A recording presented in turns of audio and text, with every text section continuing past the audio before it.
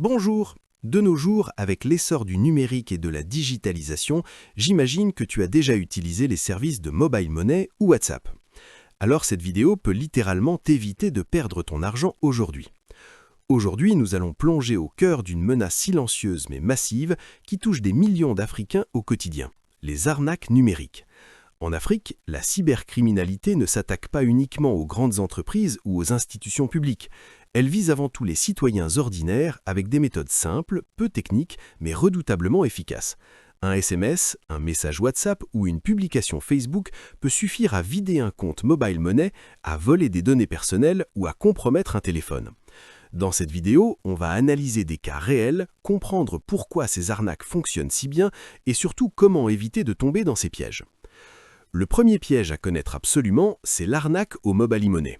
Cet outil qui a révolutionné les paiements et facilité la vie quotidienne est devenu le terrain de chasse favori de nombreux fraudeurs. Le scénario est presque toujours le même. Un message ou un appel annonce une erreur de transaction, un gain inattendu ou un problème avec le service client. Prenons un cas réel très répandu. Un utilisateur reçoit un SMS disant « Vous avez reçu 75 000 francs CFA par erreur, merci de renvoyer le montant à ce numéro ». Par peur ou par honnêteté, la personne renvoie l'argent. Sauf que la transaction initiale n'a jamais existé. Résultat, la victime vient de perdre 75 000 francs CFA de sa poche. Ce type d'arnaque repose sur 3 leviers clés: l'urgence, la peur de faire une erreur et la pression morale. Mais les escrocs ne s'arrêtent pas là. Un autre piège extrêmement répandu concerne les faux messages WhatsApp à caractère politique ou social.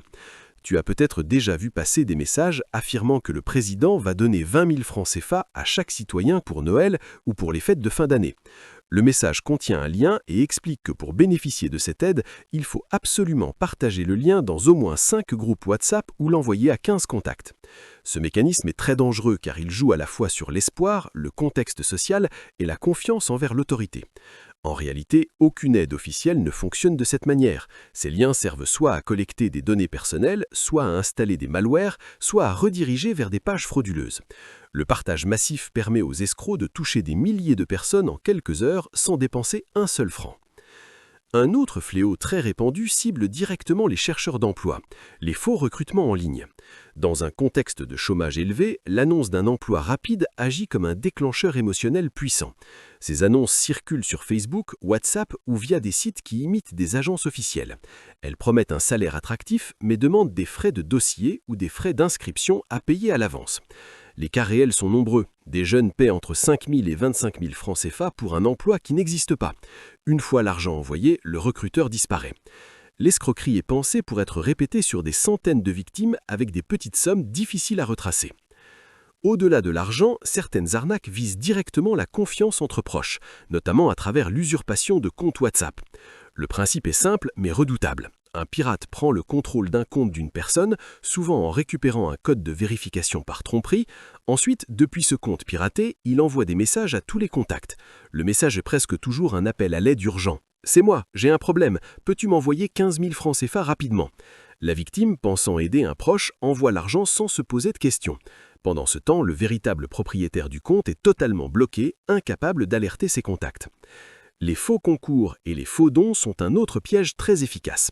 Ils exploitent l'appât du gain et parfois même la générosité. Les messages annoncent que tu as gagné un téléphone, une somme d'argent ou que tu es éligible à un don exceptionnel. Pour recevoir ce gain, on te demande de payer des frais de traitement ou de validation. Ici, la règle est simple et universelle. Aucune entreprise sérieuse, aucun organisme officiel ne te demandera de payer pour te donner de l'argent. Si on te demande de l'argent pour recevoir de l'argent, c'est une arnaque, sans exception. Alors pourquoi ces arnaques fonctionnent-elles aussi bien? La réponse est profondément humaine. D'abord la confiance sociale. Un message venant d'un ami, d'un proche ou d'une autorité inspire naturellement confiance. Ensuite, l'urgence émotionnelle. Les escrocs créent une pression immédiate qui empêche la réflexion. Il y a aussi un manque d'information et de sensibilisation numérique qui rend ces techniques encore plus efficaces. Enfin, le téléphone mobile concentre aujourd'hui toute notre vie. Argent, contacts, messages, photos, ce qui en fait une cible unique et extrêmement vulnérable. Les arnaques numériques que nous venons de voir ne sont pas des accidents isolés. Ce sont des systèmes organisés, répétés chaque jour et adaptés aux réalités sociales et économiques africaines. Comprendre leur mécanisme, c'est déjà leur enlever une grande partie de leur pouvoir. Chaque fois que tu reçois un message inattendu qui te demande de l'argent, de cliquer sur un lien ou de partager une information en urgence, prends toujours du recul. Vérifie par un autre canal, appelle directement la personne concernée et méfie-toi des promesses trop belles pour être vraies. Comprendre, c'est déjà se protéger. Merci d'avoir regardé cette vidéo jusqu'à la fin. N'oubliez pas de vous abonner, de liker et de partager.